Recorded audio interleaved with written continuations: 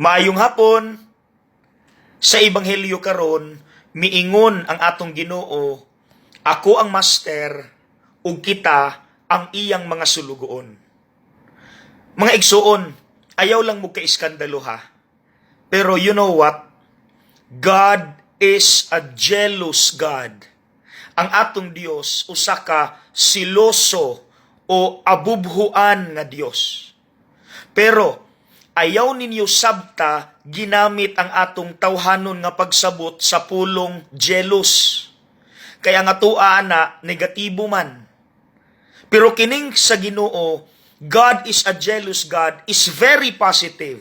Nganuman, kay gusto niyang i-insist nga ako ra gyud ang inyong himuong master because I know what is best for you.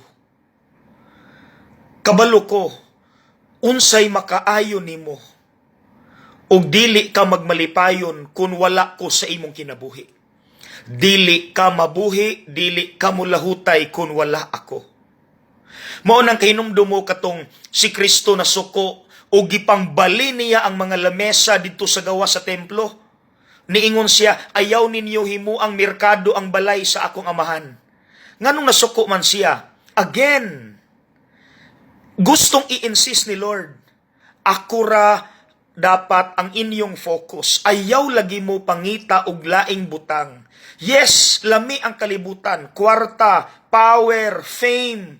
Lisod ako Pero listen to me, trust in me. Nga mauni makaayo ni mo bahalag lisod. So mga igsuon, musalig kung taktas Ginoo. Bahalag lisod ang iyahang mga ipabuhat nato.